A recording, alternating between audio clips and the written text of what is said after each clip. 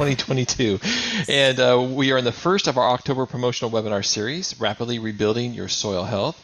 And this is webinar 1, which is How Soil Health Works. So before we get started, we want a lot of people to join. If you can, in the chat window, go ahead and type where you're coming from. We always like to see kind of where our audience is from around the world. And usually it's a very international audience. I see people coming in from from the US, all over Europe. It's moving so fast I can't even read them. It's crazy. You name it, the country's in there. Pretty much. Yeah. It is like it always amazes me how many people we have internationally joining our webinars. So this is fantastic. It's great to see that interest worldwide. It totally is. Okay, well, thank you, folks, for joining. Let's go ahead and get started. We actually have quite a bit of content to cover today. So before we actually really get into the meat and potatoes of our webinar, let's go ahead and talk about the upcoming webinars for our October promotional series. So as I mentioned, today's webinar 1, How Soil Health Works. And then we're on October 12th, we're going to have webinar 2, which is Soil Health Success Stories, and Didi Perhouse will be there. So it'd be great to have her as a panelist. And then webinar 3 is How to Kickstart Your Soil Health in One Growing Season. And that's going to be on Thursday, October 20th. And then we have webinar 4, Become a Soil Health Expert. You'll be hearing from a number of the consultants and compost producers and lab techs. And that is on Thursday, October 27th. So hopefully you will be able to see you all on these other 3 webinars. And if not, they'll be recorded and you can definitely go back and watch them. Okay, let's talk about some of the guidelines. Since we have so many people joining, everybody will be in a muted mode for the duration of the webinar. Just make sure we cut down on background noise. And besides the panelists, so we'll have the panelists on there. And then also, we'd like to hear questions from you. We have really almost half the webinar is for Q&A today. So at the bottom of your Zoom screen, there should be a Q&A button. And if you go ahead and put your questions in there, that's fantastic. We'll put them and we'll choose the ones that we can have for our panelists that would kind of make sense for the flow of today's webinar. And then also we encourage people to be able to converse with other attendees, and you can do that in the chat window. So just make sure that if you have questions you want the panelists to answer, you put them in the Q&A. And if you want to be able just to talk amongst yourselves, that's where you would go ahead and do that in the chat. So please go ahead and enjoy today's webinar. So topics for today, we're just going to go through some introductions, introduce the panelists, and kind of go through some of the housekeeping that I'm going through right now. And then we're going to have 2 presentations by Dr. Adam Cobb. The first one is the 4 key groups of microorganisms in a healthy soil. And then the next section will be the 7 benefits of a healthy soil biome. And then when Adam's done with his presentation, we'll have a short video and a description of the promotion that we're doing for October. And then we'll jump right into Q&A. And again, I always love the Q&A. You guys always have such great questions. And it's fun to see what the greater group is thinking and wanting to know. And we expect that today's webinar is going to take about 2 hours. Okay, so let's go ahead and introduce our panelists. So Dr. Elaine Ingham, introduce yourself. Oh, I'm a soil microbiologist. I've worked in that area for something like the last 40 years. I've worked on the organisms that grow and find soil their home site. So understanding the conditions that select for the beneficial organisms that you need to have in order to grow whatever crop it is you're interested in. We'll have to add, subtract, multiply, and divide the different sets of organisms so that it matches what your plant requires. And so all of these interactions between the organisms in the soil, so your plant can be the healthiest, no diseases, no pests, no problem organisms will attack. It's got all the nutrients it needs, so it's never stressed for lack of food. Sequesters the most carbon in the soil. There's the whole list of various things. So if you want to learn more about that, please come and take our foundation courses. Thank you, Elaine. All right, Dr. Carla Portugal. Hi, everyone. It's a great energy being here, seeing people from everywhere around this globe. Thank you all for coming. And I'm a biologist by background. My PhD was in environmental sciences, look for green alternatives to reduce erosion in dirt roads. And work in the school helps me to fulfill the gap between academia and all the hard work you guys are doing out there. So it's a very, very rewarding career, and hope to see you guys in our classes. All right. Thank you, Carla. All right, Dr. Adam Cobb. Hi, I'm happy to be here today and talking about soil health and soil biology with some of my favorite people in the world. My background, some of you may have seen in previous webinars that I had about 10 years in academia, primarily studying mycorrhizal ecology, especially the arbuscular mycorrhizal fungi in agroecosystems like grasslands, row crops, and such. And so I've been at the school for about a year and had new horizons opened to me about all of the many other wonderful critters in the soil. So I'm just happy to talk about how it all comes together today. Thank you, Adam. And then I'm your host for today. My name is Brian Vag. I am a soil food web consultant. I own a company called Sprouting Soil. And I really have a large variety of clients that go from homeowners, homesteaders, landscape companies, and a lot of industrial food, nut crop, vineyards, and so forth. So it's great to be on with such an esteemed panel of guests today. So, all right, without further ado, let's go ahead and I'm going to hand this over to Adam. Adam, I'm going to stop sharing and you can go ahead and share out.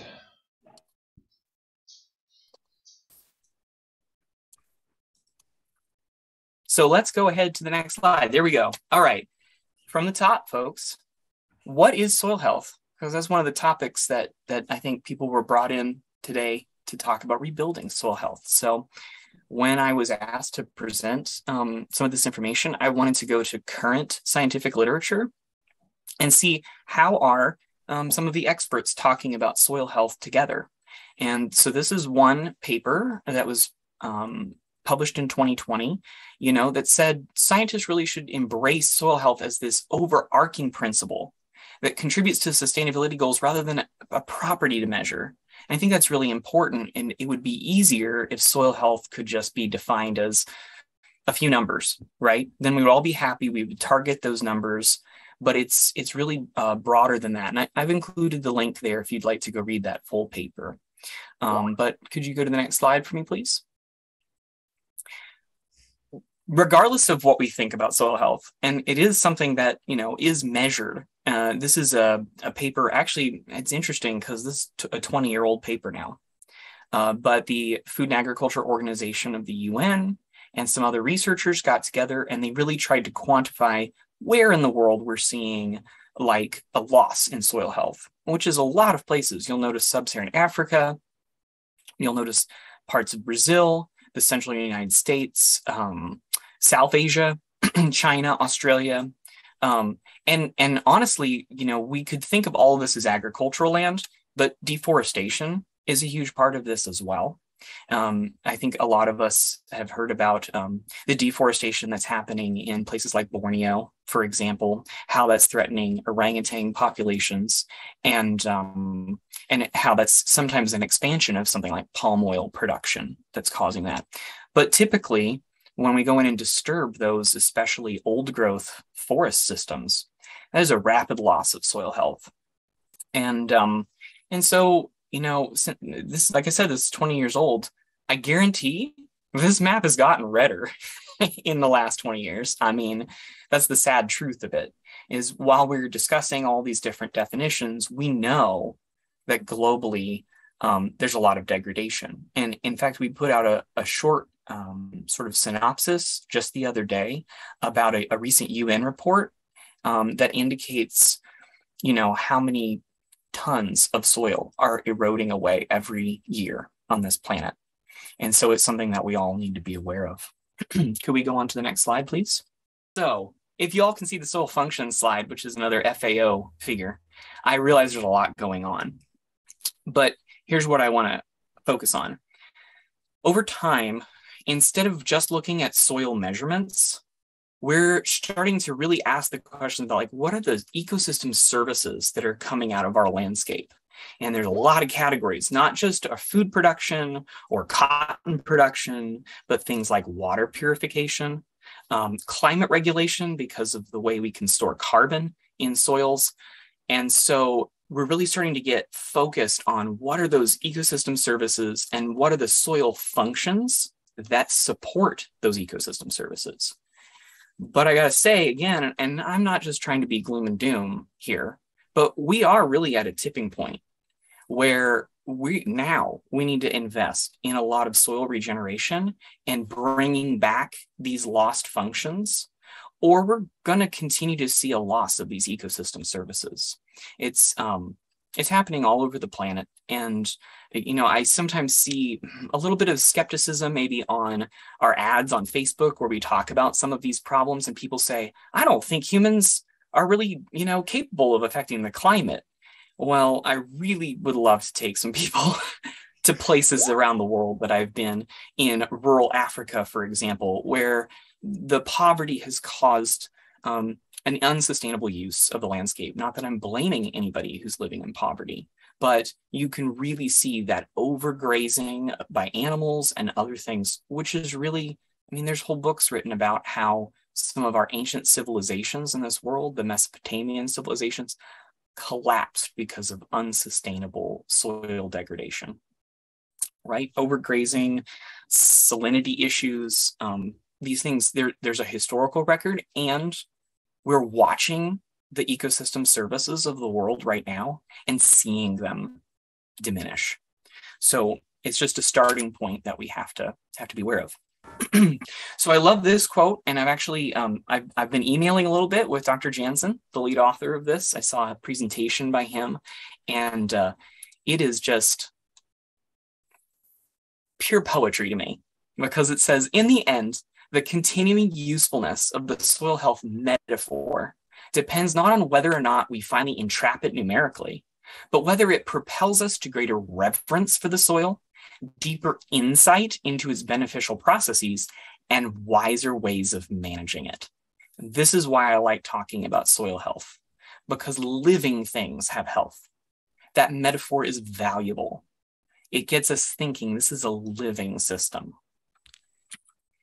And so really, this is part of something I would like to invite all of our participants to think about, because all of us can be part of this with our neighbors, with our friends, with our families. I think we need to have a soil and cosmic awakening of our society. What I mean by that is the word cosmos really means a harmonious system. So when we look out at the stars in the sky, or like look at space images from the new Webb telescope, I see this beautiful, beautiful reality. And there's this, they used to call it the music of the spheres, right? This thing that's happening out there in space. The same thing is happening in soil. If we look, we have to look with different tools. We have to understand it in different ways, but soil is like another cosmos. And it's been one of the funnest parts of my job here at Soil Food Web School, that I get to actually peer into that in a new way. And I get to see through the microscope the living parts of the soil. But probably if you came here today, you're also looking for some practical information. And there are some things that we can say the check engine light of your soil has come on. There are some practical indicators that we can use to get at this idea of, you know, what direction are we moving? Is the system collapsing, or is it moving towards a more resilient, more healthy state? And part of the reason why there's so many definitions is the industrial approach to agriculture is so different from the regenerative approach. And I wrote about this a little bit in that recent blog as well, because I used to be more in the industrial mindset in terms of, I taught classes on global food security. I had a hard time imagining that we could sustainably feed a growing human population without Green Revolution type technologies. And then I really started to understand more about how this entire web of life comes together and the ways that it can be so much more efficient, right? In industrial approaches, for example, you might pour on 200 pounds per acre synthetic nitrogen fertilizer. That's about 225 kg per hectare every year. And we know that like 50 or 60% of that is not used by those plants that year. And what happens to it? It goes into rivers and streams. It turns into nitrous oxide and goes into the atmosphere and contributes to climate change. So there's a system where we kind of say, I'm not blaming. I have many friends that practice industrial agriculture. I'm not blaming them. They feel trapped. They feel trapped by that chemical system. And they think that they can't make profit any other way. But there is this emerging thing, this regenerative approach, these different ways of managing systems, these different ways of managing nutrients that understands each part of the soil food web has a role and function. And supporting the soil food web supports the plant health and the productivity and the nutrition of the food that comes out of that system. And all these other ecosystem services that the UN talks about. So what are those key groups? Well, we talk about bacteria, fungi, protozoa, and nematodes primarily. That's what we focus on. Dr. Lane and other researchers in the world have found that if we can understand not just how much of each of these organism groups are there, like their abundance, but also their diversity, how they're interacting with each other, how the organisms that are sort of like the lions and tigers and bears, right? The predators of the system are interacting with the organisms that are like the deer or the other grazers in the system. It's like a jungle, but just really tiny. So what do some of these groups do? Well, bacteria and fungi, a huge part of their role is to pull nutrients out of organic matter or the parent material, right? The pebbles, the sand, the silt, the clay. They have the right digestive enzymes to chew on those inorganic substances as well as the organic matter that's in the system, and to keep extracting those nutrients. And they retain them by putting them in their bodies. So instead of dumping on lots of chemical fertilizers that disappear, the nutrients that they pull out of the soil environment are stored in their bodies. They're not lost to the atmosphere or to the water.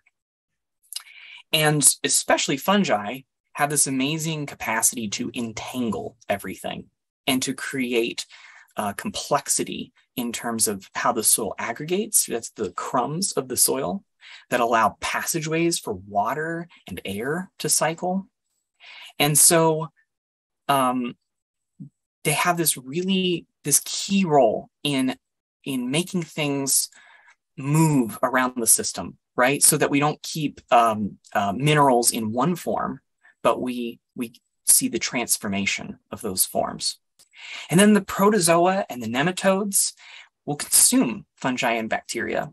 And there's even some great videos out there of them consuming each other. The nematodes, some of them will attack each other and stick a straw in and slurp out everything that's inside. It's quite visceral. There's packs of protozoa, like amoebae, that will hunt other nematodes. It really is a jungle in the soil. But when they consume primarily fungi and bacteria, these predator organisms get more nutrients than they need, right? The bacteria have more, say, nitrogen than the actual needs of the protozoa or the nematode for nitrogen. And so they excrete the excess. And that releases the nutrients in a plant available form really close to the roots of plants. So instead of dumping on a bunch of fertilizer early in a season and having it inefficiently be utilized by plants, the soil food web cycles these nutrients, retains these nutrients, and releases them in this trickle that perfectly feeds the plant as it needs it constantly. And honestly, it's like a symphony in the soil when you look at what these organisms do. The neat thing is for us that a lot of what we see under the microscope or through the microscope can also help indicate what the soil conditions are. So when we see a lot of fungi and diverse kinds of fungi in the soil, often that indicates to us that it's pretty high oxygen environment. The fungi are not necessarily thriving in a low oxygen environment.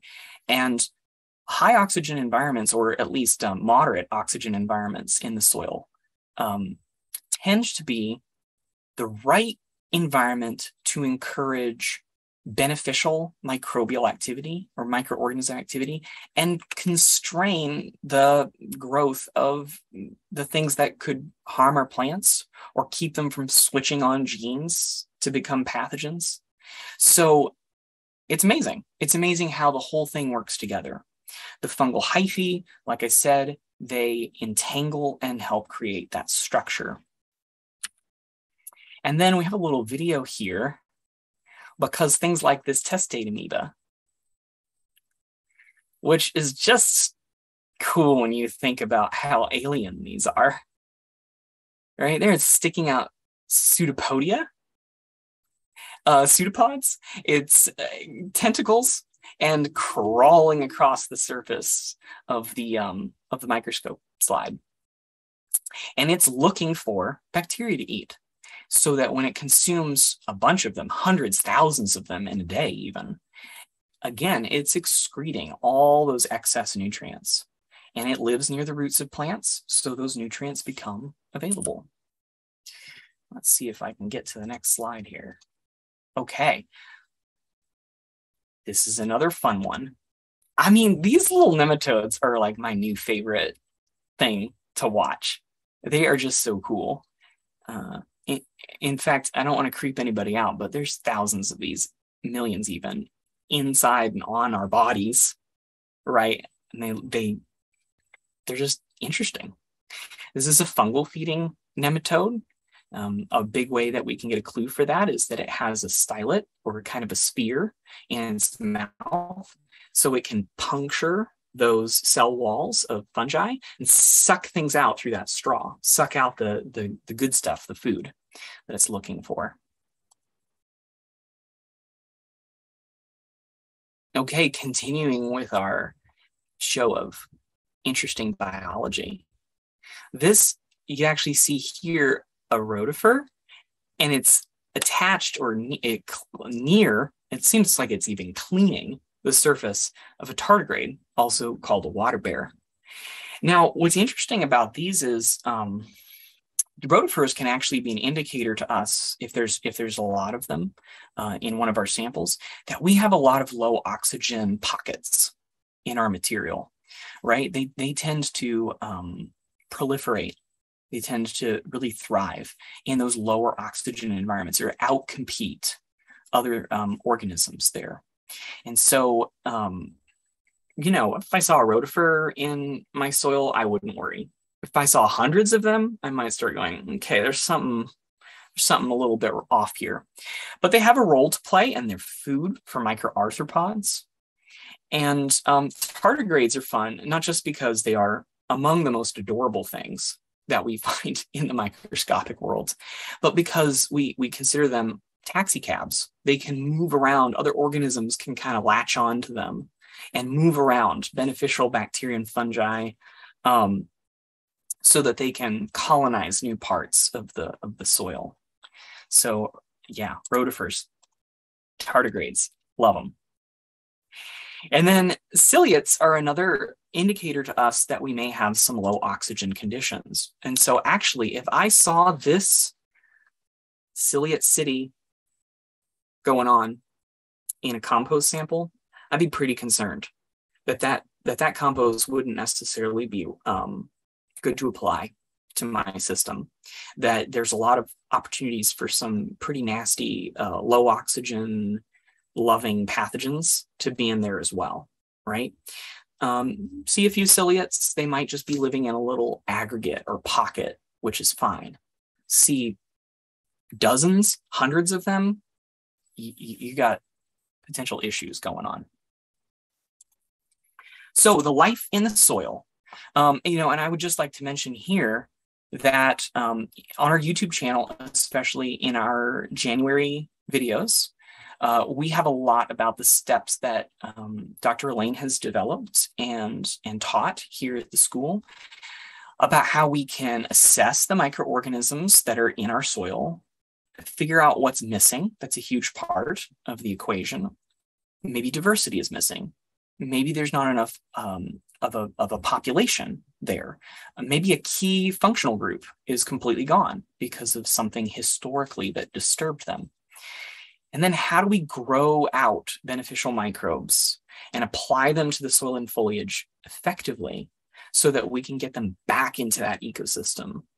And it's like a pretty standard idea in restoration ecology that you need to put back the things that are missing to really get the system sorted. And then we monitor with microscopy the changes in the soil food web over time. And we consider like any practices that we're using on our in our garden, on the farm or ranch. We want to understand how do those influence the soil food web, so that we can start to remove or alter practices that are harmful and put more practices in that are, and more management tools in that are going to help it thrive, that are going to create that healthy microbial system. So I hope that you're getting the idea that this is a holistic, systematic thing, that really even soil health is not the right term. We should be thinking about the systematic wellness, where there's this cycling relationships between plants and microorganisms. The microorganisms get nutrients, put them near plants, all those interactions. The plants take those nutrients up and it increases their ability to photosynthesize, which means more sugars are coming into the plant, which means the plant is sharing more sugars through its exudates with its microbiome, with its associated microorganisms. And so there's this beautiful, it makes me think of like yin and yang. There's this beautiful coming together of forces, symbiosis. And we believe that one of the most important points of leverage is to get in there and make sure that your soil food web is complete, right? If there's something missing, then the plant is not going to be healthy. And then the plant is not going to be feeding what is there as much as it could. And so we steer the ship through the soil food web. And that's really because, this is the metaphor I like to use, is there's chemical ways of I don't just mean modern agrochemicals. There's mineral balancing and things that we can think about doing in soil. And there's physical interventions, like if we have compacted soil, we may have to deal with that in a physical way at least one time. And there's all these other management tools that we can utilize. But if we are not constantly going back and thinking, what about the soil food web? What about the soil food web? How does this influence the soil food web? How can the soil food web be part of fixing this chemical issue or this physical issue?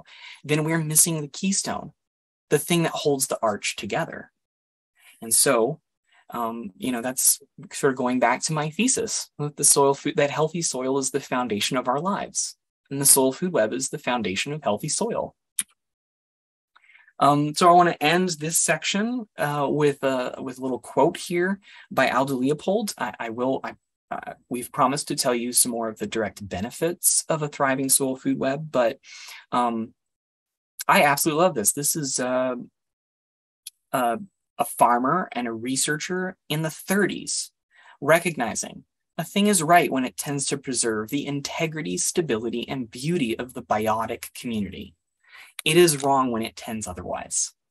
So the industrial agricultural practices that cause a loss of fungal biomass and diversity, they're not the right pathway for us.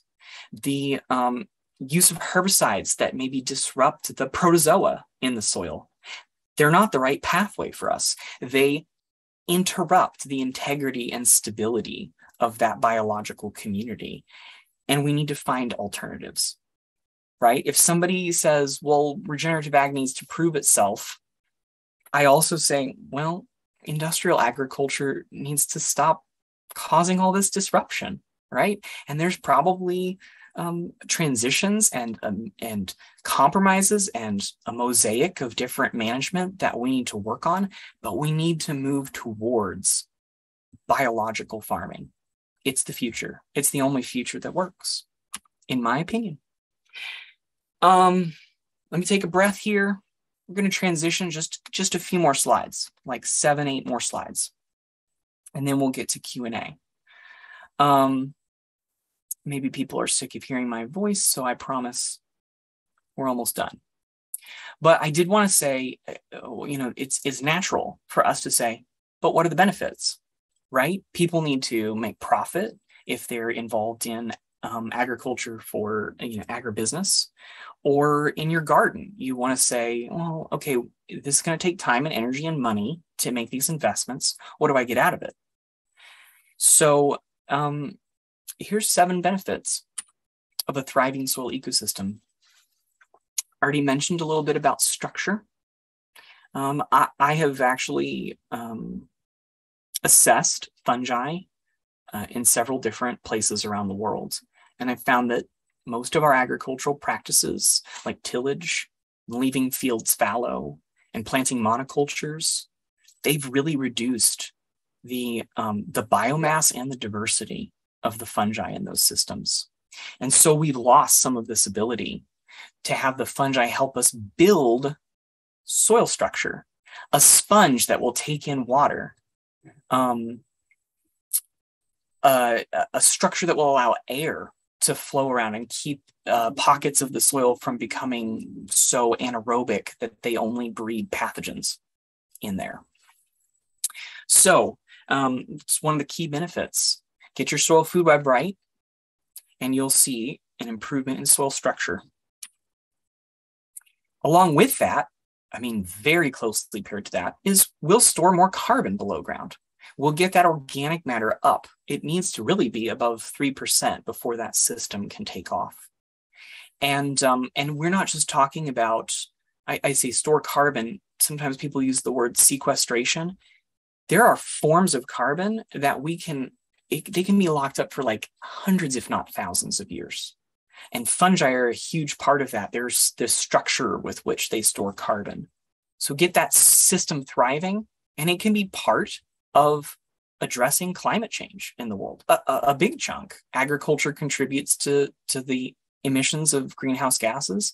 Agriculture can be a huge part of the solution. And then there's that retaining and cycling nutrients. I already talked about that in a great deal because of those predator and prey relationships. But, we need to, even the industrial agriculture folks realize that the future is about producing more with less, with fewer inputs, with less irrigation. Those water dynamics are huge because agriculture uses currently like 70 or 80% of our fresh water supplies in the world. And so, efficiency is the name of the game here, optimizing. So for so long, we just focused on maximizing the yields without thinking of these other negative outcomes, but optimizing all the outcomes. And the soil food web can do that. It also protects plant health, not just by improving the nutrition of the plant, but as young plants emerge from soil that is full of all of these bacteria and fungi and nematodes and protozoa, they get coated in communities. This can reduce disease outbreaks. This can reduce pests dramatically, because a lot of times the insect pests that would chew on our plants, they'll just go, I don't want this plant. It's hard to deal with. It's got all this armor on it, and they'll move to your neighbor and eat their plants. And so, yeah, we have just this amazing capacity. There's also antagonistic organisms. So one of my new favorites is there's a bacterial feeding nematode. So it can just happily live in soil eating bacteria, but it will, when snails or slugs come into an area, it can infect them. And so instead of putting out slug bait, which has all kinds of nasty stuff in it, or spraying plants to protect them, or constantly, you could have nematodes in your soil system that just antagonize and keep the slugs and the snails from getting out of control and eating your plants. This can also reduce your costs significantly. And then we start getting into the bigger benefits, right? The wider environment. We already have soils around the world that are full of heavy metals and other pollutants, industrial waste, and those kinds of, even oil and natural gas drilling causes these issues. There can be this remediation of those chemicals. They can be locked away or transformed into something inert by many of the microorganisms that are thriving in a healthy soil ecosystem. This can have those effects on downstream water quality. It's amazing. It's all connected, right? These larger systems, even to the point where I can say globally, that the soil food web, a thriving soil food web, can help us reverse climate change. It can help stabilize those ecosystem services that I brought up earlier, and really have this overall support on human communities, right? That we can see more abundance and less poverty in the world if we have these, what D.D. Pershouse calls this essential workforce going in these systems, as opposed to buying expensive inputs from outside year after year. So here's my last slide. Healthy soil supports resilient ecosystems, communities, and nations. And, U.S. President Franklin Roosevelt, who was in office during the Dust Bowl in the central United States, he famously said, "A nation which destroys its soils destroys itself." And so I want us to recognize that also means we can turn that around and say, a nation which invests in its soils invests in its future. All right. Awesome, Adam. What a great presentation. You did it such a good, succinct way. Great job. And I think people in the chat are agreeing with that sentiment as well. So, okay, let's move on. We're going to have a quick discussion about our October promotion, and then we're going to jump right into Q&A. And thank you, folks, for putting questions in there. There's some fantastic ones I think we're going to be able to cover with our panelists today. So, without further ado, let me go ahead and share my screen. All right. And let me go into slideshow mode. Okay, so for October 2022, we definitely have a great promotion where we'll be offering discounts on our BioComplete compost bundle, which is going to be really geared towards farmers, ranchers, and growers wishing to, really regenerate their soil. And then there's the consultant Kickstarter, which is going to be more geared to folks that actually want to do kind of the work that I do, which is being a consultant and helping people transform their growing operations from agrochemical, traditional organic to farming with biology. And so you can see there's some pretty significant discounts with this particular promotion. And what I'm going to do is go ahead and run a video here that's going to talk about the promotions and what we do here at the Soil Food Web School. All right. If you're interested in joining the soil revolution, this is a great time. With the Consultant Kickstarter bundle, you can register for the Soil Food Web Foundation courses with Dr. Elaine Ingham for just $38.70, saving over $1,100 through October 20th. You'll also get Stage 1 of the Consultant Training Program totally free, saving a further $15.40. That's 26 hours of mentor time dedicated to helping you make your own biological compost and develop your microscopy skills to the standard required to qualify as a certified Soil Food Web Lab technician. You'll also get 2 free bonuses with this offer: the Introduction to Permaculture course with Graham Bell and the Soil Sponge Regeneration Workshop with Dee Dee Purshouse, saving a further $500. The total value of this bundle is over $7,000, for which you'll pay just $38.70, saving over $3,100. That's 45% off. There are limited places available with the Consultant Kickstarter bundle, so please don't delay. In Foundation Course 1, you'll take a deep dive into the science and methodology that underpins the Soil Food Web approach, which was developed by Dr. Elaine Ingham over the last 4 decades. You'll study the history of soil on planet Earth and how the agricultural practices we've been using in the last 100 years have degraded our soils to the point where we now only have around 60 harvests left, according to the United Nations. You'll learn about the solution to many of the problems that are familiar to farmers all over the world today. Problems like diminishing soil fertility, pest and disease pressure, low crop yields, drought, flooding, compaction, and soil erosion. Regenerative agriculture can address all of these problems.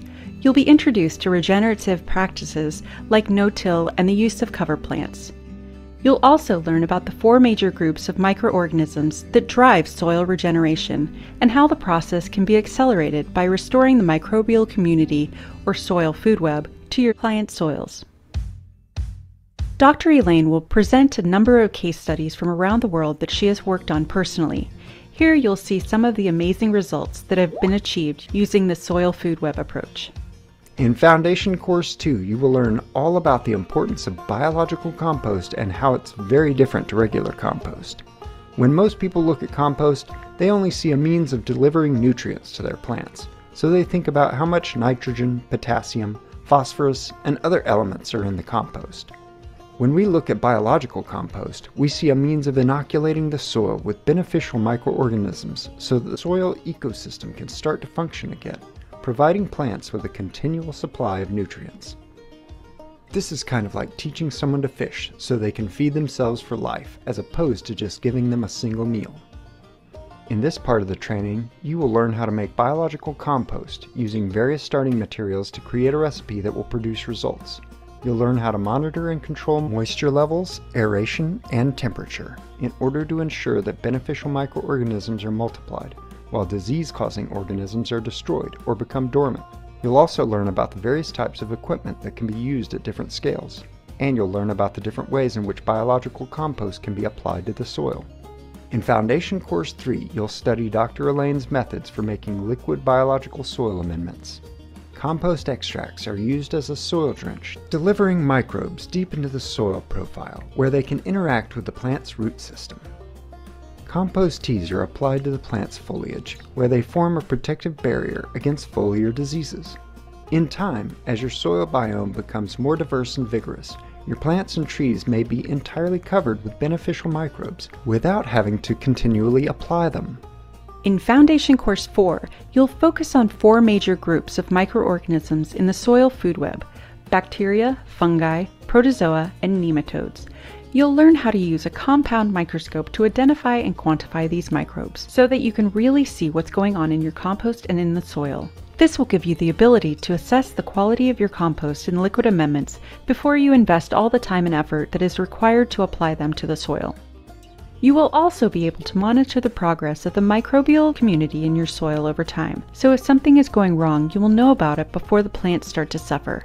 This gives you the opportunity to take remedial action early on in the growing season.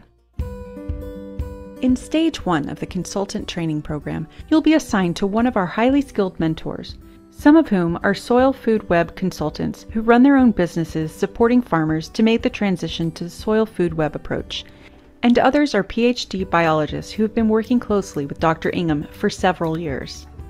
You'll work one-on-one with your mentor to develop your compost making and microscopy skills. When it comes to making great biological compost, there are many variables and every situation is different. Our mentors have worked with dozens of students making compost in many different conditions, so they'll be able to help you address some of these challenges that are unique to your location. They'll also guide you to avoid making common mistakes that can cost you lots of time, money, and effort. Your mentor will support you as you develop your skills to the required standard to pass the Microscopy Proficiency Assessment. Achieving this standard will give you the confidence to really know what's happening in the microbial community in your compost and soil. You'll be able to identify and quantify the 4 major groups of microbes in the soil in about an hour or less. Thank you, everybody, for watching our video about our October promotion. And if you want to find out more information, please visit our website. And I know that there are some limited spaces available for this discount. So go ahead and definitely take a look at the information that we have. And hopefully something fits for you. And we'll be able to see you guys coming in as students or as potential growers or consultants. All right, let's move on to doing some Q&A. So... there we go. So our first Q&A question, and this is going to be for, so I want to make sure our panelists go off mute. This first question is coming in from Vince, which is, I would like to know if there are some tools that can be used by farmers so as they can do their own soil analysis. If so, can you provide more information? So what say you panelists about farmers being able to use different tools to analyze their soil? So are you hearing me? Yep, you're there, Elaine. Great. Yep, alrighty.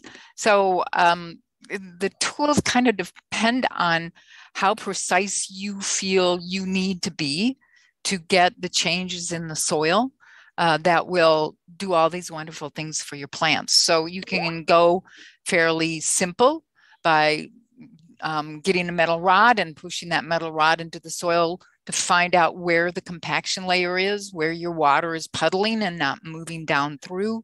And then how do you get those organisms back into the soil if it's missing? Do you want to kind of do guesstimation by picking up a handful of soil, shaking it and looking at the airways, the hallways, the panels, the passageways for the oxygen water routes and the organisms to move through? It's hard to be real concise or precise if you don't have something where you can quantify. And so we always encourage that you buy a microscope.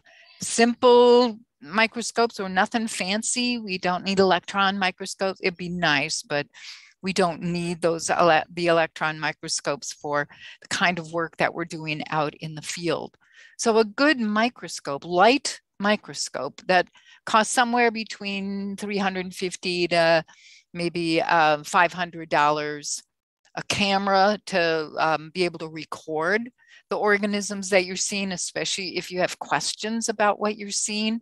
You see your very first protozoan in your soil samples and you're not sure. You really want to have the help of somebody here at the school to be able to assure you that here are the characteristics, this is what you need to be looking for. So there are quite a number of ways to get the biology back out into the soil. How are you going to make your compost? You know, somebody in the chat said, you know, make worm compost. Somebody else said, well, thermal compost is better. It really depends on your lifestyle, which way of making the biology in that soil, you know, get the whole diversity, get all of the organisms moving properly, interacting properly. We want to make certain that we have the conditions that select for the beneficial organisms, because something that's going into your pile is going to have human pathogens on it. There might be some animal pathogens. There might be plant pathogens in there. And so we want to make certain that we are taking care of, we're wiping out, we're preventing any of those bad guys from being able to reproduce or outcompete our beneficials. So it's really important that you pick a composting process that you that fits in with your lifestyle. When you're doing a worm bin, you have to really be looking after that worm bin at least once every 3 days. You have to be looking at your worm bin and adding more food, or deciding to wait on another day. If that's your lifestyle, that you can spend 5 minutes, 10 minutes every day, basically, interacting with your worm pile, your worm compost, then go for it. But what if you don't have that kind of time to every single day be able to interact and work with your compost pile?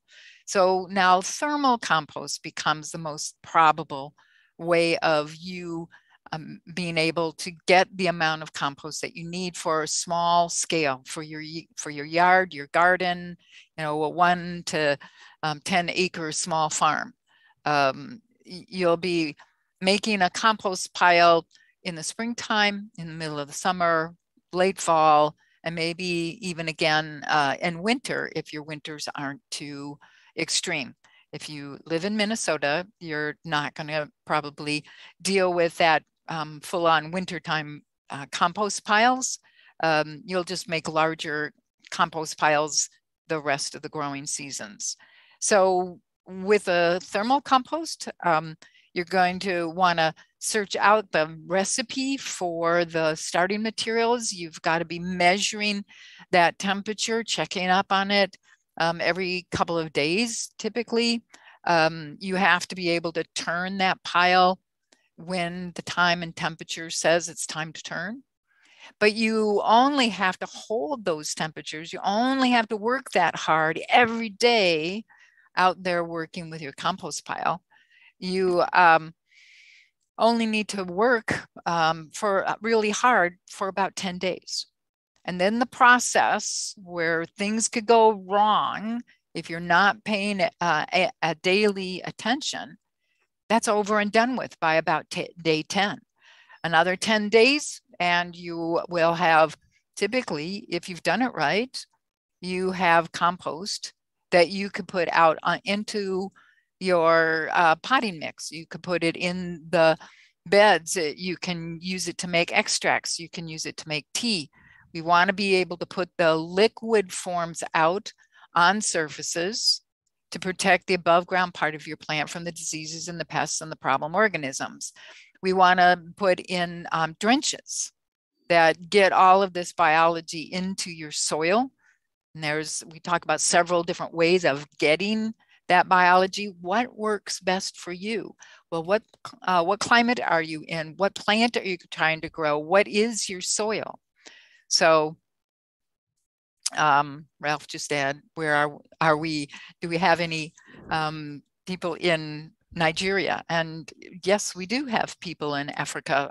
So we're getting to be pretty around the world about this. And we want to help you to make it as painless as possible to convert from toxic chemical agriculture into non-toxic, regenerative agriculture. Can I just jump in a little brief? Just to reinforce that until you decide that's your time to join our courses, just go to our website and you can see a list of all certified labs and all consultants available that can help you understand the process until it's your time to join us in this journey. And so one thing I was just thinking about, tools that, farmers can use to help analyze their soil. My experience working with a lot of people in agriculture is that they're very data driven.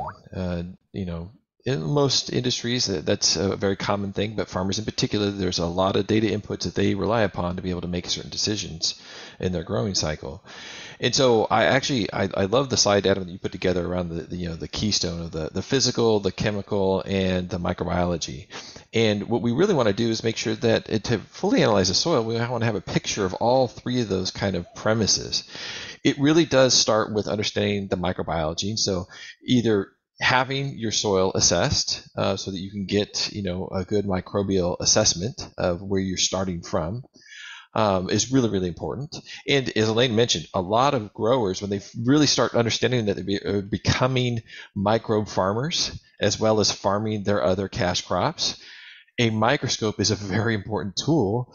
It's kind of, I use the analogy, if you were managing cattle, let's say you had 1,000 head of cattle, but you never saw them, you never had ability to interact with them, it'd be very, very hard to be a good rancher in that sense. It's the same way as becoming a microbe farmer. We have to have the tools to be able to observe that.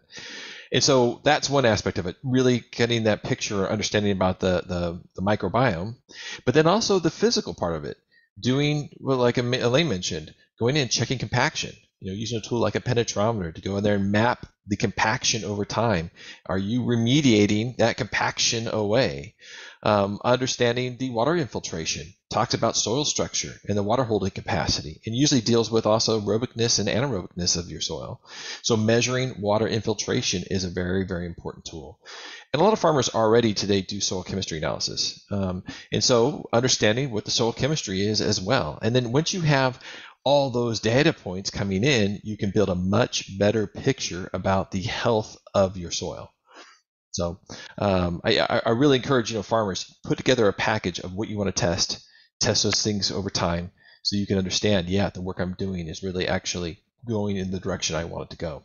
And if it's not going the right direction, we have data to fall back upon, then we have some investigatory tools. We can go and say, why was your microbial biome really growing, and then all of a sudden, wham, we have a major setback? What happened? And without those tools or that data, it becomes very, very hard to be able to understand those things. Yeah, it's alive and dynamic, so it changes every single second. You need to see this as a big puzzle. More information you have, better decision you're going to be able to take. So don't lose track of all these great informations that you have available. For sure. Adam, anything else you want to add before we move on to the next question? Elaine, good? I'm good. All right, next question. This one's from Phil, and Phil says, are there any disadvantages from mulching a vegetable garden, perennial beds, and fruit trees with hot compost? And I think we'll have to probably, was it compost that went through a thermophilic cycle, or is the compost hot right now? So we'll have to tackle both those parts of the question. Exactly. If it's your compost right now is 170 degrees and you mix that where it's 100% of your bed is that hot compost, you're just going to kill a whole bunch of things. So let the composting process finish. Let it get down below 131. Then when you mix that, something that's at a temperature of 131, mix it into the soil that's present. So you've got 20% of your hot compost up at a temperature of 100 degrees or something mixed in with 90% of your site soil. I can guarantee that it's going to be pretty much the temperature of the site soil. So you don't have to worry about burning the roots of your plants. So hot compost made using the thermophilic process. Again, go back to the what equipment do you have? What is your lifestyle? Which kind of composting are you going to choose? And most of the time in our world, where you have limited time to do things, and you got to kind of take a 10-day period of time, so you'll be home every day to do that composting and check up on it. You're going to choose a thermal approach, unless you go off on I can go off on all of these things that will enter into your decisions. So I will leave that up to you at this point. Yeah, I just mentioned, it's very common for us to use compost as a mulch or integrate it into the soil. When I'm making my potting mixes for my starts and so forth, I'll add a certain percentage of my good thermophilic compost and, whatever soil I'm going to use for that potting mix. And there's times when I'm planting trees or vines, things like that, I'll incorporate in the soil, and then also do a top dress with that material as well. So it's very, very common for us. I mean, really, compost is our tool to really inoculate the soil profile and also the surfaces of the plants. And as Elaine was kind of talking about, also we got to make sure it's good thermophilic or good compost. Does that be thermophilic? Is good biologically complete compost is the key thing. Just thermophilic compost is one of the techniques that we tend to employ quite a bit. And on this realm, we need microscope work again, right? It's the only way to check if you have all the biology you need. We're going to help you to define the best time to use your compost based on the crop that you're working with. And getting back to the mulch, another good option as well is after you do your extracts and teas, that residue is a nice way to use as a mulch as well. So there is a variety of actions we can do to optimize our soil web. Got it. Adam, anything else you want to add before we move on to the next question? All right.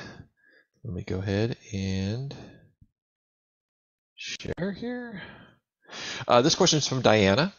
And the question is, you talked about the soil health degrading after the old growth forests are gone. How good is the soil really in an old growth forest? I've lost the... Can we read it again, Elaine? I lost my computer is doing something strange. I don't know why. So come on. Elaine, I could start this one because Sure. it's something that I Yeah, said. go ahead. Yeah. Thank you. So it's again this thing where there's not a single measurement or answer about soil health. Old growth forests, especially in the northern parts of the world, tend to be very dominated by fungal biomass, which tends to make them very stable. Now we get into some unhealth in forest ecosystems, sometimes because of how they're managed. And I wasn't necessarily talking about like a monoculture, like forestry forests where they're all pines or something, because I think there's a lot of disruption of the soil in those systems. There's heavy equipment, there's often high fertilization, there's some use of herbicides in many of those systems. But I'm thinking more of those really biodiverse forests, especially in tropical settings where you might say, like within a football field, or soccer, football, soccer fields, amount of space, you have like hundreds of species in there, right? And if you slash and burn that, of course, it's going to be a huge disruption to the soil health. And what we see is that in many of these cases too, there's significant slope in these situations. And so if you cut down the trees or whatever the plants and try to cultivate that, you get massive erosion pretty quickly. Especially the forest systems that maybe have a large litter layer that acts like a protection as well against wind or rain causing a lot of movement of soil. So, I mean, that's the classic ecology thing to say, it depends, right? But in general, I think of forest systems as having some of the strongest stability of soils around the planet. And that doesn't mean, I mean, if you go to some places, they might have very low like nutrition in their soils because of like the parent material that's there and or, some other common disturbance that happens naturally in that system. I'm trying to think of the actual name of it, but there's these two islands in Indonesia. And it's pretty amazing because you go to one and the soil is very low nutrient. Like everything on the island is very toxic and poisonous because it's trying to keep a hold of the nutrients. Like all the plants are really aggressively like, don't eat me because I can't spare any nutrients. And then near that is a different island, which gets constant resupply of nutrients. And everything is so abundant and relaxed. And even the monkey populations are different. They're like warlike on the island with the low nutrients, and they just sit around and cuddle all day on the island with a lot of nutrients. So, you can see this variation in the world. It's part of nature to just have these broad differences. But generally, deforestation, don't quote me on this statistic, but I conceptualize of deforestation as maybe being about a third of the problem with soil loss in the world today. And a lot of that deforestation is to try to create land for row crop agriculture or cattle or something else, which can often be a very inappropriate plants or animals for that system to support. Yeah, if I can jump in, it's something that I see happening a lot in tropical areas. The deforestation is advancing because they're using so intensively the soil to grow crops on the industrial agricultural procedure that they are exhausting the soil. So there is no nutrient, right? So it's time to move on.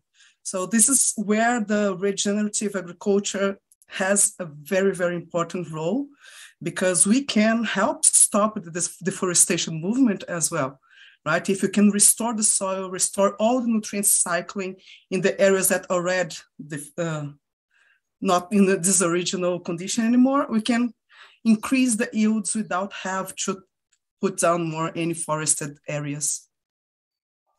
You know, one way I also look at the question that came from the attendee is that it's all about perspective too. So when you're talking about an old growth forest, the microbiome is going to be probably set very well for the plants that are thriving in an old growth forest, which can tend to be, like Adam was saying, very fungally dominant. Mm-hmm. But if you're going to want to plant, row crops or brassicas, more early successional plants, the microbiome is not going to be really set well for those types of plants.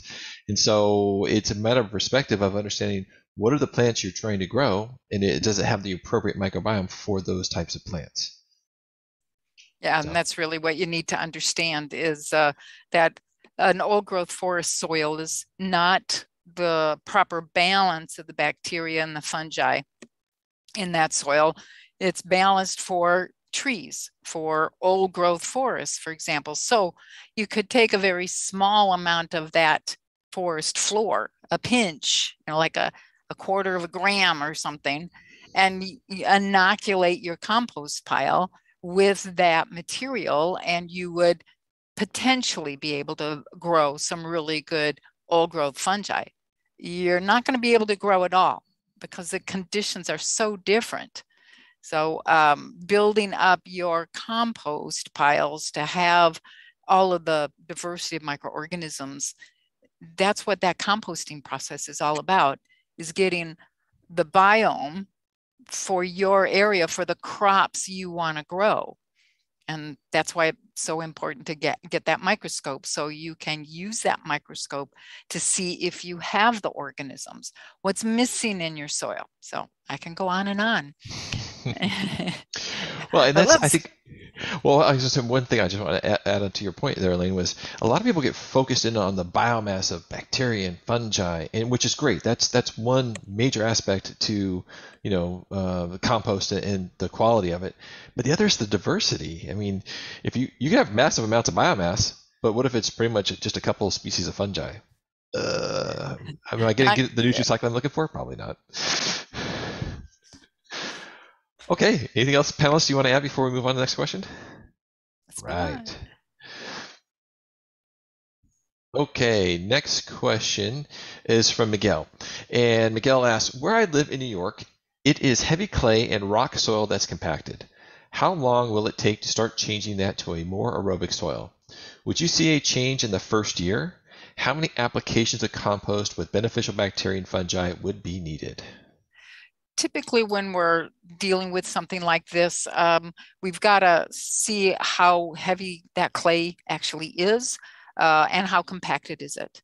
So it's going to determine how we're going to apply the organisms to your soil to be able to get those organisms down into the top, 3 to 4 feet in that first growing season. Each year, you'll then see the microorganisms chewing away at building structure deeper and deeper and deeper, because all of our plants, they do not grow on the surface of the soil. They're supposed to be moving downward into the soil, following water that has been collected and held if you've got the right structure built by the bacteria, fungi, protozoa, nematodes, microarthropods, earthworms, on and on. So if you've got that ability, the roots are going to build the structure, go down. Every year you have less and less problem with drought. because your root systems are going to be able to reach that water stored in the soil, doing exactly what Mother Nature said it to do. Get this biology back into the soil, have the water be held so the root systems grow down. This whole silliness about your roots hit the compaction layer and go sideways, that's not normal. That is a sick soil. So get that metal rod, find out how far down that compaction is, and then start to do the work to break that open. And if you follow directions, we can typically get that depth of the soil, get your roots growing down, sometimes as deep as 10 to 15 feet. People just don't understand that root systems are supposed to go down that far. How far down can your trees put their root systems? Well, if you're growing some old growth cedar or hemlock, or you can have the root systems going down 350 feet. If you're growing cherry trees, you can have a root system that goes down 150 feet. And so you don't have drought bothering you. But you do have to build that structure. You've got to start getting that biology into the soil. So typically we're going out with a pre-application before you put down anything else. We're going to get the compost in there. Are you going to apply it for the last time ever? You're going to till that soil and break up the compaction that's in the top 4 feet or 3 feet, whatever the equipment is that you've got to do that job. We then want to make certain that we put in drenches whenever we detect that the biology in the soil around the root systems of your plant is not in the proper balance for your plant. So is it an early successional grass that you're growing? Is it different kinds of brassica, kale crops? You'll have a different ratio of fungi bacteria as you grow in perennial grasses. You need a different food web. When we go through succession and explain how that works, you'll see that it's really easy to understand how these things, how different plants require different kinds of organisms in their root system to be able to grow and give you maximum productivity. Make certain that that plant is got all its defenses ready. Your immune response by your plant requires that that plant has all the nutrients that it needs. If the plant doesn't have the nutrients, they're not balanced well inside of the tree or the crop, you can't have the resistance develop to any of the diseases or pests because the plant's still too stressed to be able to deal with any more stress. It's just like you after, passing all your midterms, and now you discover you have to do one more. Not fun. So there we go. Yeah. One other thing I would add, the question he had was, can you see a change within a year? And for sure, there are going to be cases I run across all the time where you're dealing with a heavy contamination issue or problems that you're just having to kind of uncover as you're going along, and it can be kind of a slow transition. In other cases, you're doing all the right things. You're decompacting the soil. You're adding biology. You're putting plants in the system. You're keeping the soil covered, and you can see significant benefits. I'll use an example with one of my farmers. They were putting on 200 units of nitrogen, per year in their orchards. And after 1 year of us doing remediation work, we were able to step that down from 200 to 80 units. And that farm still has some significant challenges with compaction and some of the ways they have to manage the farm. So, we could probably see much bigger gains if we didn't have some of those other headwinds in front of us. And so from my farmer standpoint, hey, that was over like a 60% reduction in input costs. That's big. That's a big change that you can see within a year's period of time for sure. We have a lot of examples on the website of how much money was saved, or what was the improvement in nutrients, what was the reduction in the costs. You don't need any more pesticides, you don't need the herbicides, you don't need the inorganic fertilizers. It's all going to save you money.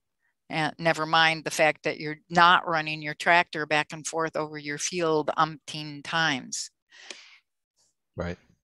This is not a scientific peer-reviewed source, but I'll talk about my observation of something. I took the foundation courses, and Elaine taught about the flocculation of clays, where they don't have the right mineral balance between calcium and magnesium. And she mentioned oyster shell, which I happened to have some of. And so I went and I shook it out on my garden. I didn't even do a lot of incorporation into the soil. Maybe a little bit with a pitchfork that I kind of aerated the garden area with, but I just took this bag, which I had bought to give to chickens, and I used it there. And it wasn't the only thing I did to change the soil system. So again, not a peer-reviewed study, but within the later 2 months of that season, I dug down and said, wow, there's all this pore space that wasn't there before. There were all these worms. It was like it had previously been such a compacted clay soil where blackberries had covered the area for a long time. And I said, well, it could be that the flocculation thing, which is just a complicated word having to do with, the soil particles are either attracted to each other or they're a little bit repelled by each other. And if you bump up that calcium load, it seems like it helps a lot of those clay soils push apart from each other a little bit more, so that biology and air and water can get in there and keep changing that system. So there's an example of a physical or chemical intervention that can work in tandem with the biological to really improve the situation. That's what we love about fungi, because fungi end up trying to regulate to that kind of perfect balance, which is great news for us. Let the fungi do the work instead of me. Exactly. Yeah, another nice exercise as well is if you have like some leftovers of compost, just put in one location in your garden or backyard, give it like a couple months and go back and scavenge below the compost pile and then outside the compost pile. The difference is beautiful to see. Yeah, for sure. Okay, let's move on to our next question. This question is from Rue. If you accidentally create bad compost, is there a way to make it good and aerobic afterwards, or do you have to toss it / burn it? No, do not burn it. It's still good organic material. You just have to take it through a good thermophilic pile system. The bad compost is typically because you allowed that compost pile to go anaerobic. You didn't turn it enough. You didn't turn it when it was appropriate to turn it. You didn't get the oxygen back into the pile. And, we keep discovering more ways to get oxygen easily back into that pile. So you don't ever make a bad compost unless you utterly ignore absolutely everything Mother Nature is trying to send to you, like smacking you upside the head over and over. How many times is it going to take till you wake up and do what's right so that you keep the oxygen in that pile? And of course, if you take our FC courses, we'll go through all those little secrets with you so that you can always be assured that you make good aerobic compost. You don't have to worry about is E. coli or Salmonella or Pasteurella or any one of those human pathogens. They are strict anaerobes. Even E. coli is a facultative anaerobe. It does better when there's reduced oxygen. So get the oxygen up. That is really going to select for the beneficial organisms that will prevent the diseases and pests, etc. Great. Panelists, anything else you guys want to add? Yeah, just it's a pretty easy answer. Yes, you can. Someone just said that, the only thing that you can lose is time. And I dare to say that not even time, because we learn much more when something goes sour. There's a good chance to revisit our steps and cross-check, revalidate our mindset. Someone said as well as about mindset. So keep doing the good work. It's You gain all the a learning knowledge. curve. Exactly. Yeah, Yep. and a lot of people I'll talk to, my clients or students and so forth, that when you're making compost, there's an intuition that gets built over time, and that's because of your successes and your failures. And pretty soon, when you start making a lot of compost piles, you'll know pretty early on, like, I didn't assess my starting materials very well, Yeah. or wow, I overwatered. Yeah, I should have done that. Yeah. You lift the tarp off and you go, oh, that doesn't smell good. Exactly. And it's not past the point of recovery. It's really Right. easy to get it back if you pay attention. Yep. Okay, next question. This question is from Rue as well, and the question is, in Central Texas, where the soil is very alkaline because of the limestone, what would you do to build a healthy soil? Grow lots of fungi. The fungi require slightly acidic conditions, and the fungi will fairly quickly move. The pH, the right kinds of components come out for growing the fungi. So you really want to shift the bacterial to fungal ratio. Bacteria in aerobic conditions, the bacteria generally are going to be those species that will make alkaline waste products, holding and keeping the pH in that soil on the alkaline side, which is what those bacteria want. So make certain you get a lot of fungi back into your compost pile and use that inoculum to drop the pH and get that pH back to around 6.5, 6.8, where most of our, certainly our better crops need that pH level instead of the really high alkaline pHs. Panelists, what say you? Any other comments you guys want to make to that?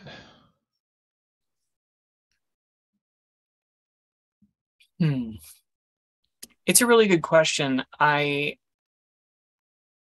seen a lot of potential in really good organic matter to buffer any pH imbalance, whether it's acidic or alkaline.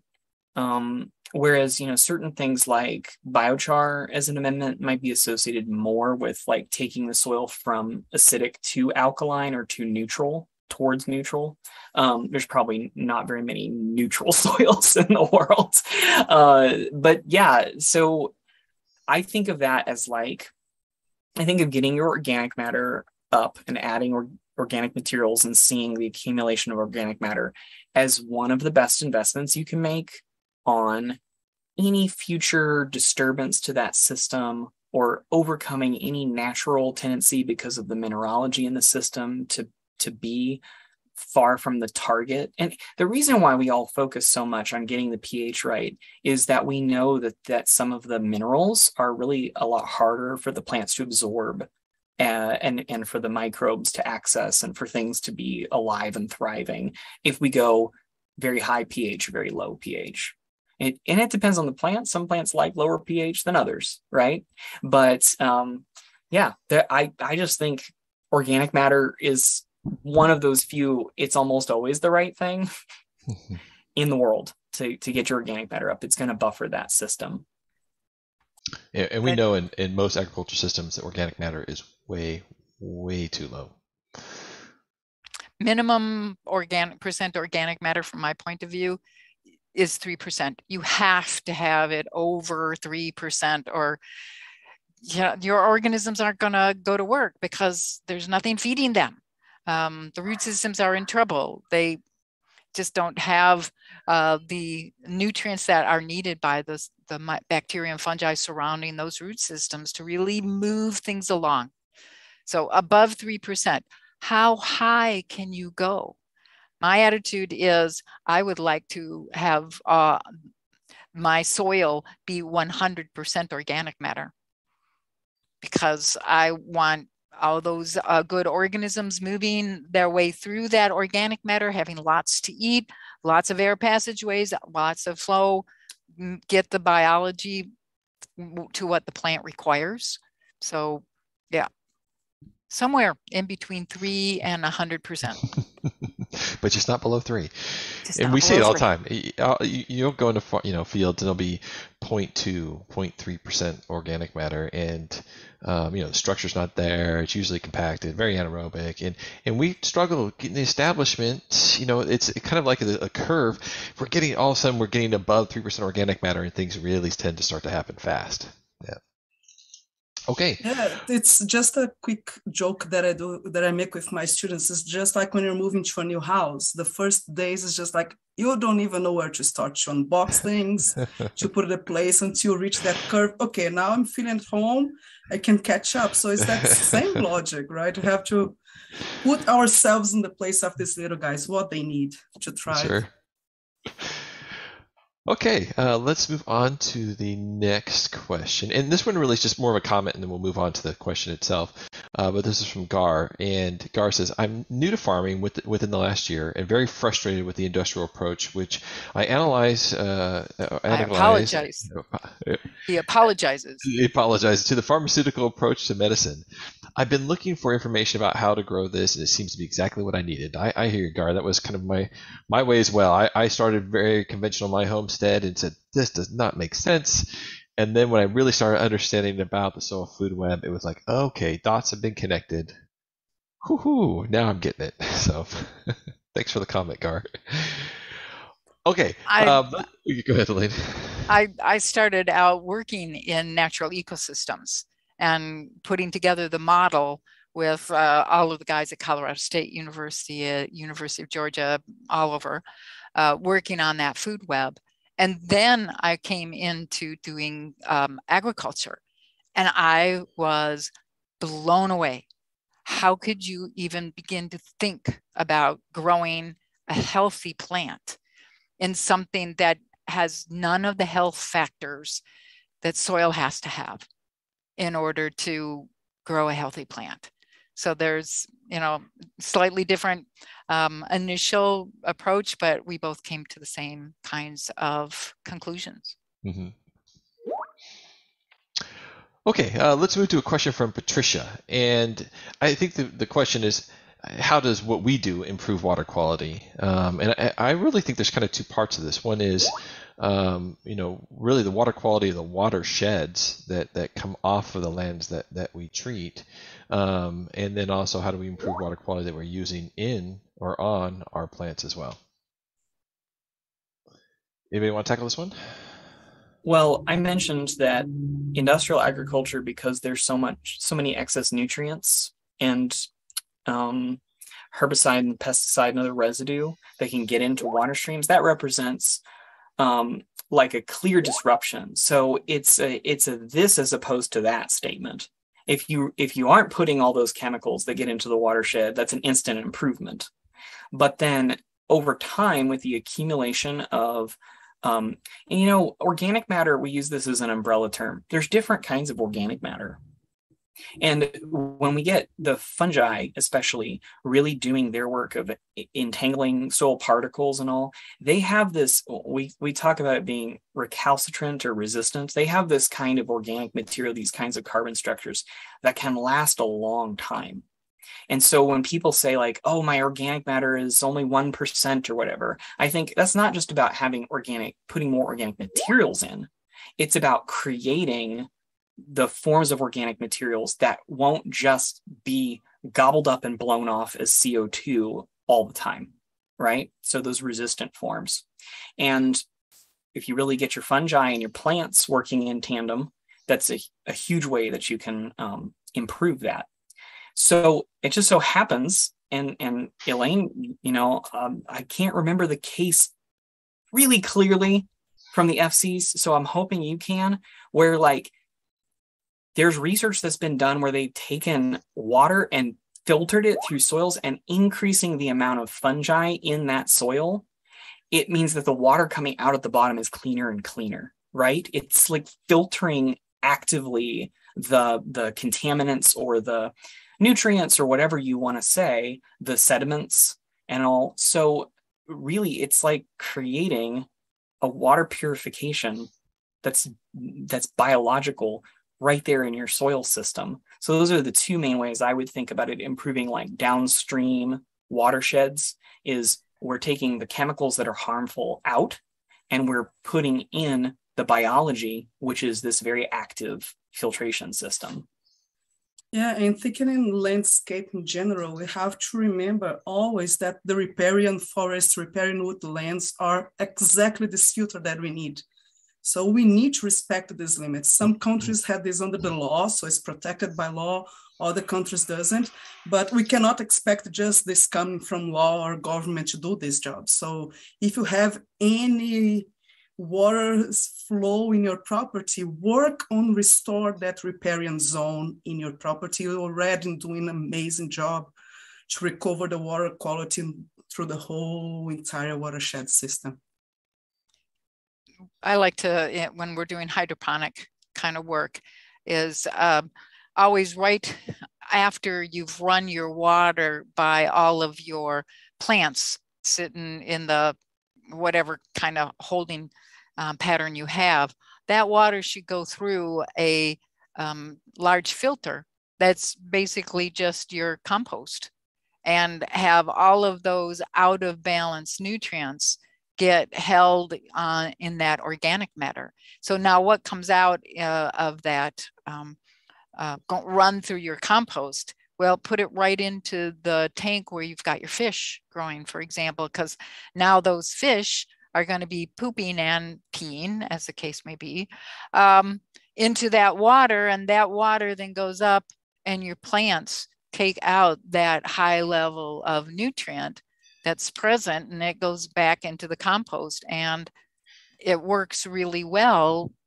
You don't have to be worried about, what do you do at the end of the growing season, and now you've got this water that's just chock full of all kinds of imbalances.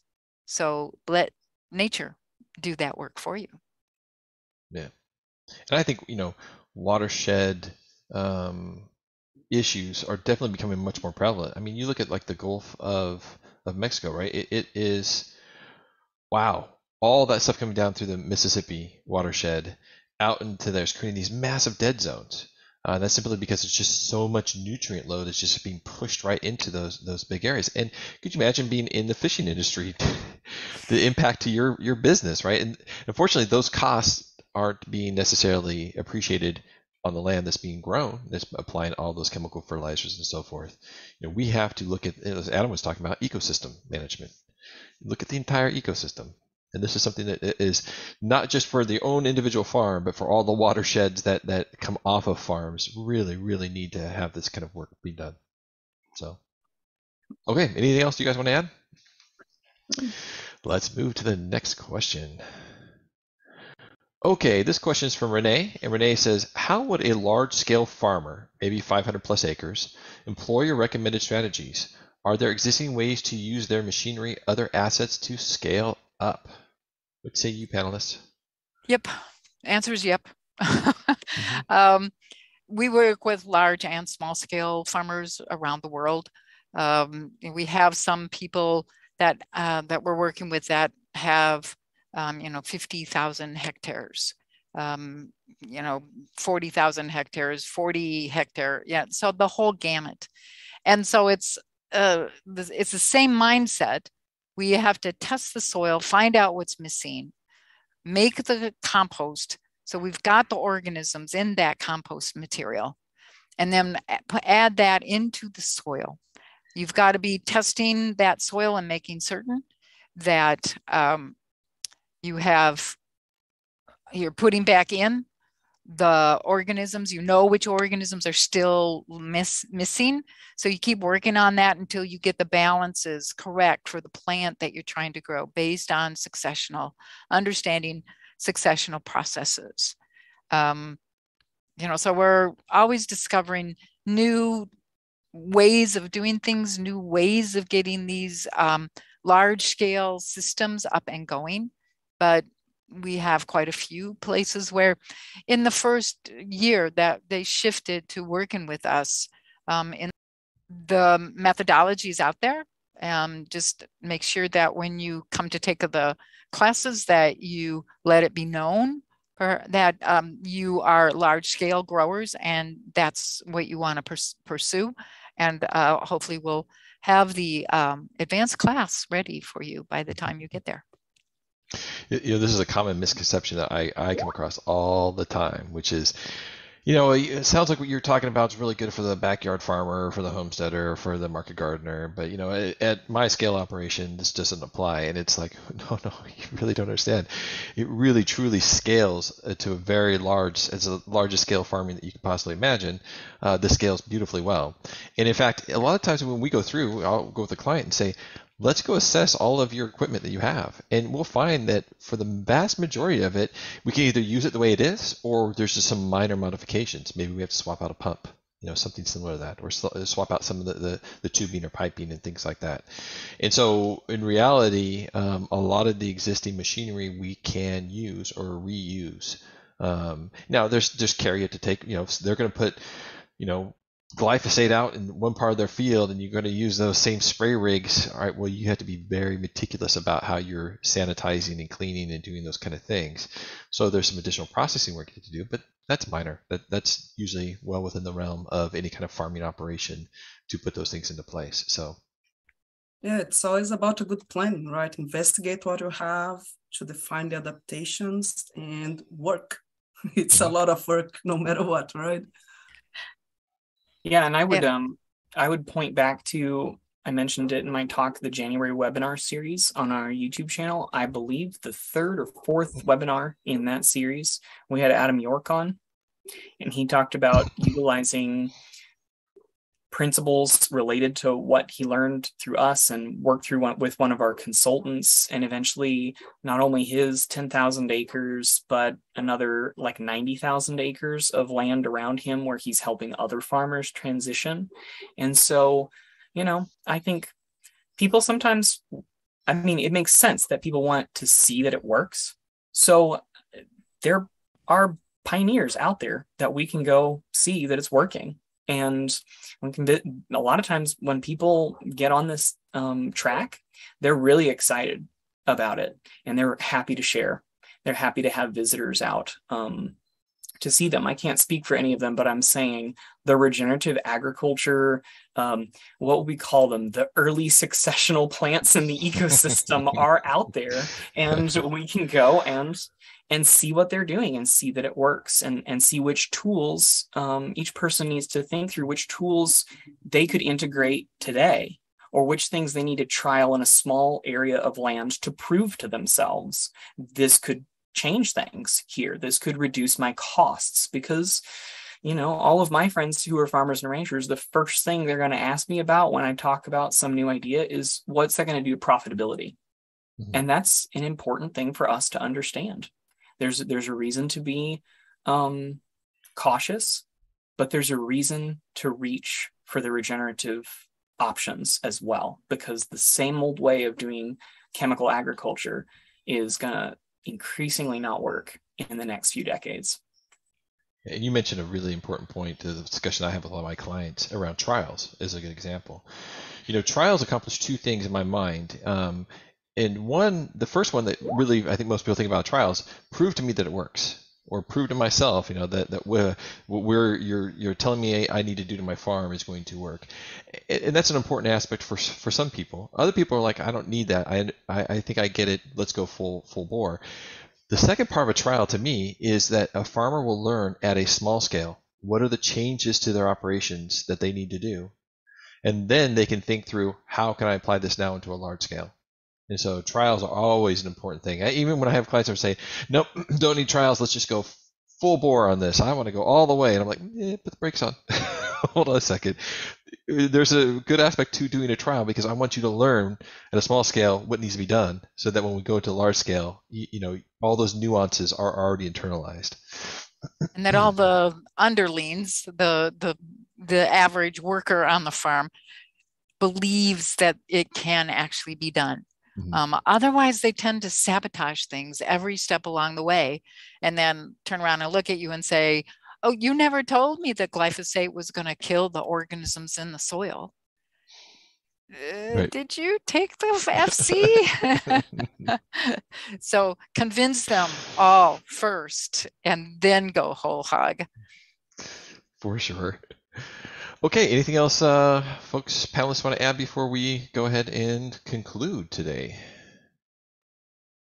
Okay, so let's go ahead and move on to the last part of our webinar. And really what this is just to remind everybody that we have three more webinars in this series for October. Again, webinar 2 is Soil Health Successes Stories. And this is going to be with Didi Perhouse as one of our panelists. So that should be a great webinar. And that's on Wednesday, October 12th. Then webinar 3, which is how to kickstart your soil health in one growing season. And that's going to be on Thursday, October 20th. And then webinar 4, become a soil health expert. And this is going to be getting to hear from people like myself, consultants, compost producers, and people that are doing lab tech work. And that's on Thursday, October 27th. So we hope to see you, everybody here that attended today's webinars in our other 3 of the webinar series. And I want to throw out some thanks. So again, thank you to the audience for attending. It's great for us to be able to share our knowledge with you, and that you guys are attentive, willing participants. And I can say attentive because there's been a tremendous amount of discussion on the chat. So thank you so much for keeping that interactive and lively. And then also I'd like to thank, there's a tremendous amount of people behind the scenes that make these webinars work, from informing everybody, getting them set up, and all the technology and the platforms that we need to have to be able to run this. So I want to thank all our support staff for being able to pull these things together. And then I'd like to thank our panelists. The knowledge and information that you guys have to be able to share with everybody. It's fantastic that you have an international audience to be able to infect minds with this knowledge. So thank you, panelists. We are contaminating you with the right microorganisms. Thank you for having us. Thank you. All right. It's been a blast, y'all. Yeah. I think this can... Go ahead, Thank everybody in the screen. Did we actually go through, like Sammy and Luke and Heather and Allison? I don't know. Did I miss anyone? David's out there too. Yeah. Heather. Yeah. There's just a ton of people. Ignacio and many more. Ignacio. Yep. Andrew and Alex. Andrew and Alex. Yep. Yeah. Yep. Exactly. So you can see there's quite a support staff that goes along with putting something like this together. So thank you, everybody. Okay, with that, I said we conclude. Ciao. Cheers. See you, everybody. Don't forget to click that like button, subscribe to our channel, and ring the notification bell to stay updated with all our new videos.